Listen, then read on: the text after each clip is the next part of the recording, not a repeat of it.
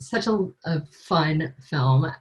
Something that when I was watching, was clinging to my seat and also laughing out loud by myself because we're at home. But it's such a thrill and really, really exciting. I kind of, the easy question is, how did you get involved in this particular project? And Roseanne, maybe tell us a little bit about developing the script. Yeah, so I mean, I'm a Kiwi Chinese director who aspires to be making Hollywood action films, and I recently got representation maybe 3 years ago. The script came across my desk in 2018, and I responded to it straight away. A person like me doesn't get that many opportunities, so of course, connecting to a script and being able to make the kind of films that that I thought I could turn into something that I could be really proud of, that was really different, that was unpredictable, that was unlike any other film I'd found like it before. I jumped on this opportunity, and then I was lucky enough to have Chloe meet with me and connect with us, and then we started going down that road together on the kind of film we wanted to make. Yeah. Chloe, what interested you in it when you first heard about it? The first thing off the bat was, of course, Roseanne. I was a fan, and I was excited to see what she was doing and kind of what she was taking on. I also, from the jump, knowing that it was a World War II movie set through the lens of a woman, I thought was interesting. And that it had sci-fi elements was another interesting moment. So I was like, okay, what is this piece? And immediately when I sat down and read it, I was incredibly excited. But it wasn't until really sitting down and talking to Roseanne that I was like, yeah, for sure, there's no question whether or not I want to do this film. She really checked so many boxes on where my head was at with going into my next female, role of where I wanted to be, and my positioning of my emotions and how to get that across, on film. And the first thing that, she really said that I was like, oh yeah, we're on the same page was, she said she wanted a complicated heroine who wasn't always making the right decisions, that isn't the best person in the room, that isn't doing this, for the most selfless reason of the greater good of all. She, at the end of the day, makes some decisions in this movie that aren't awesome. You know what I mean? They're not always right. And I really enjoyed that because us women, we don't get the chance to be able to show that, we're not always the perfect, citizen. And I think that's a great thing to be able to show. Yeah. I was going to ask kind of a little bit more about this character because there is a lot of complexity to it. And I think it's really quite beautiful. I'm curious if there were any particular inspirations for either of you, for Roseanne as writing that character, and then Chloë Grace for, when you're in the moment and finding inspiration for a certain scene. I mean, there are this canon of, and there's not many of them. There's these female heroines in action movies that we hold up, and we obsess about and have grown up with. And those women are Ellen Ripley from Alien, from the Alien franchise, Sarah Connor. We look up to these women, and there's not many of them, and we kind of hold them dear because there are so few. And I guess I wanted the chance to make a new one. Who could join that canon, and Maud Garrett is her own person. Like I don't think there is a heroine quite like her because she is so imperfect, because she is so scrappy, because she has a certain set of skills, but also a certain selfishness, let's put it that way, but who amongst us isn't selfish, right? That's just human. So we certainly, these women, the women, the heroes that we sort of grew up with became the foundation on which we hope to build a new one. Yeah.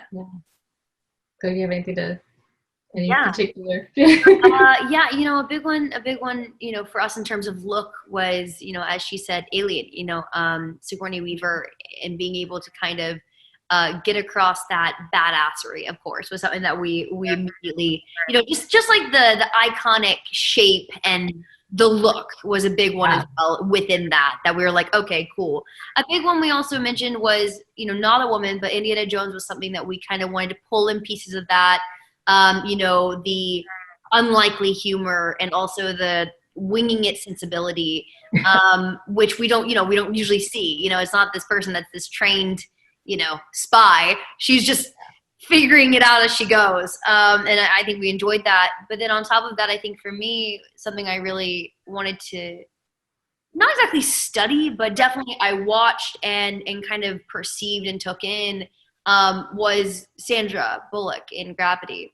That was one for how she carried the movie on her shoulders and did it in a way that also didn't feel like she was aware of it. You know what I mean? There's sometimes you see movies with actors and they're like, oh, they're aware, like they're the lead in this and you're the majority of the film. And I think she went about it in a way that it told the story and you actually forgot about her being Sandra Bullock. And I thought that was really interesting. And I think one thing I've had to work opposite in my career, because I've worked for this long since I was 5, is a lot of people kind of expect me to do a certain type of thing sometimes. And I really wanted to kind of flip it and turn into Maud and have it not be Chloë Grace Moretz, you know what I mean, having a set in her hair in a World War II flick. I wanted you to kind of really watch this character and follow along with her tale and question her and not trust her and know inherently that something wasn't right, and to follow that story and not follow just me. You know what I mean by that?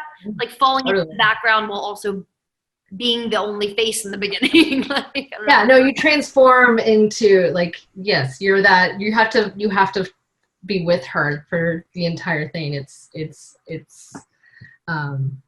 great. I think the other, like, it segues into this thing that when I was reading some of Roseanne's comments on previous work that I think is beautifully phrased in this film as well, as the stylistic feminine savagery. and it is kind of like taking this idea of a female action hero, but this is also, the story is so strong in its female point of view, and the connection of motherhood and like that emotional, I'm gonna do whatever it takes for myself and my child, that I think it's not usually explored this way, and I really enjoyed that. Me too.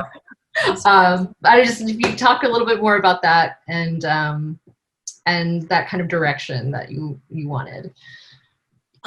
Well, I mean, when I became a mother, I became aware of, you discover things about yourself that you didn't know before, great wells of strength, great wells of patience.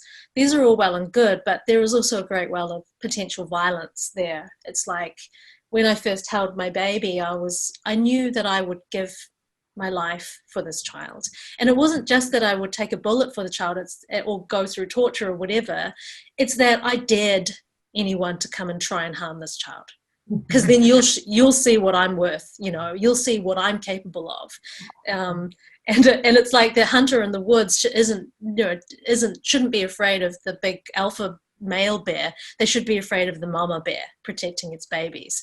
And that's what I love about this. We see so many men who are capable of violence, and because out of, I don't know, camaraderie or nationhood or protecting their family.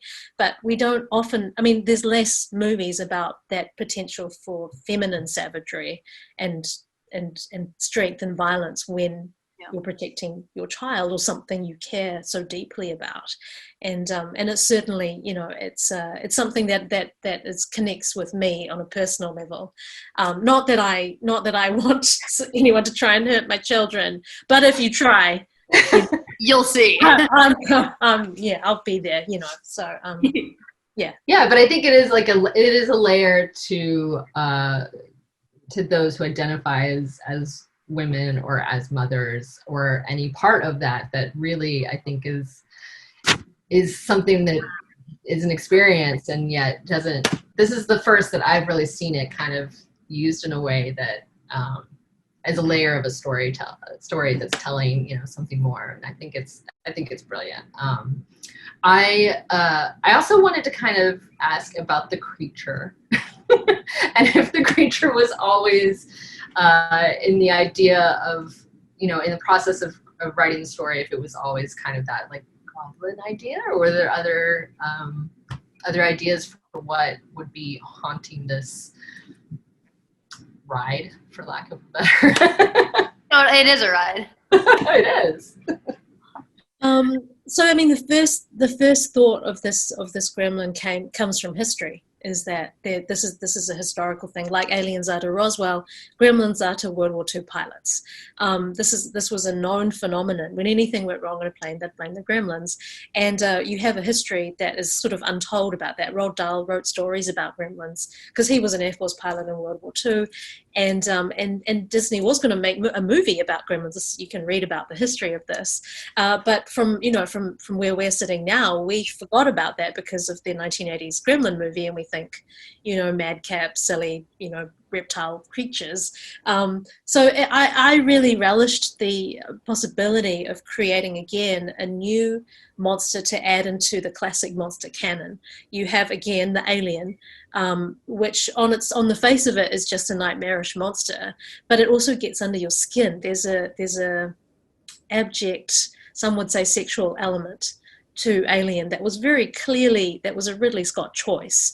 And so, you know, when we were designing the gremlin, we were thinking about where it came from, it could possibly be in terms of a, you know, animal from the animal kingdom. We were also thinking about its psychological feeling, what it would mean for a woman who is sitting in a tiny ball with her legs apart and up by her ears, and for there to be a monster there just up at her window. I mean, Chloe, what I just can't imagine what it was like having to act this. Yeah. Crazy. I mean, for lack of a better term, wild. You know, it was definitely something that I was excited to jump into. It was like one of the other first questions I had for you outside of like how technically we were going to get the boys to be able to talk to me in the movie. My other question was like, and what is the gremlin in terms of who am I working with? How am I doing it? And all these things kind of took shape as we kind of went through the course of the film. And I think the gremlin himself changed metaphorically. The more we filmed, we found more ways within him. And, you know, did she call on him, or did he just arrive? Is she a part of this? Is it like an incantation? Like, there's a lot of like witchery stuff that we wanted to play with too, and kind of play with the audience with that. And also the fact that like, this is a girl who is pretty much in stirrups, in a position where your legs are completely spread open, and I'm on my butt, and you're just completely vulnerable. So, you know, it's not a world in which you can close your legs because you could put your foot through the glass. So you literally can't get out of this position, and you have this terrifying animal who is, you know, incredibly domineering between your legs, staring at your face and telling you, I'm going to kill you, everyone on board, and your child. You know what I mean? So there were a lot of different ideals we were able to play with within it. And it was a doozy. I mean, our incredible stunt coordinator was dressed in a gray suit and licking his chops and, you know, doing crazy stuff. So the outtakes are amazing. So I think there's a comedy within this movie of the outtakes of Tim. Yeah, that's amazing. I was gonna ask. I mean, it looks like the film itself is like such a ride. It looks like it would have been incredibly fun to shoot and to create, and especially, and I think too, when you have action and horror, it's just such an intense emotional experience. But then the process is also can be like a lot of fun. Crazy. Yeah. So I'm curious if there's any like particular scenes for either of you that were really like your favorite, that were the most fun to shoot, or perhaps more challenging. just because it seems like such a crazy thing to. I mean, fun is an interesting way to describe the shoot. I mean, I don't know. I actually think it was an ordeal, a sadistic. It was fun at times. At times. At times. Very select times. We made our fun, but most of the time it was just Chloe undergoing this physical ordeal.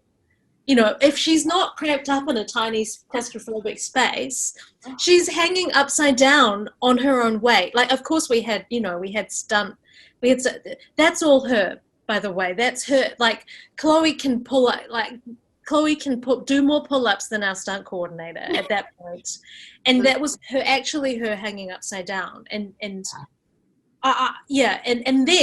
it's Chloe in the freezing cold winter water on the beach, throwing those punches to the air, or to our stunt coordinator in a grey gimp suit, with like foam claws. Yeah.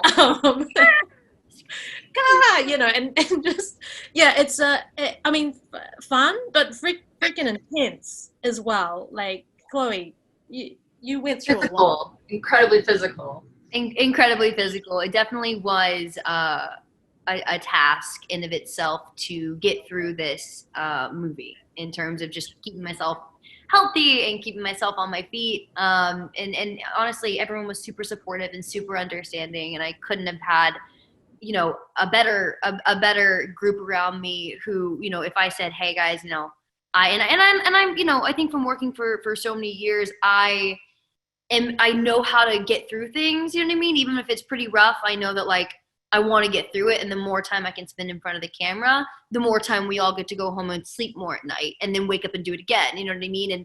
And kind of finding that pace within there. And so, you know, but they were great. You know, if I said, hey, I need just a second to, like, walk off and, like, get my legs and also, like, rinse my emotions a little bit. You know, it's a lot to kind of be expounding so much in such a small confined area, and I'm already claustrophobic. So there were just, like, a lot of things happening inside the film. And then you put me upside down, you know, on the belly of a plane, and you tell me to climb horizontally that way. I mean, it was the craziest thing I've ever done. And yes, we had a wire, but the wire couldn't take my weight because then it wouldn't look real. So the wire was there to catch me, basically, but I was having to pull and physically hold myself and my chest up against the wall of bottom of the plane. It's crazy. I couldn't, like, I literally couldn't, like, close my hands after doing it for that, like, 3 or 4 days we shot it. Yeah. That's incredible. I mean, well, kudos. It's what I was thinking about earlier, and I don't really know if it's the right word, but I think badassery, you said it already, Chloë Grace, it's a really powerful piece of female badassery, and I think you should be both very proud of your work here. I love it. I'm never gonna forget this movie, and I think, you know, it for me personally, it meant a lot to see such a strong woman on screen and also behind the camera, behind the pin, behind the, you know, all of that. So so congratulations on it. So we're gonna have to wrap it up, but I want to thank you again for being here and joining us. Thank you all at home for watching.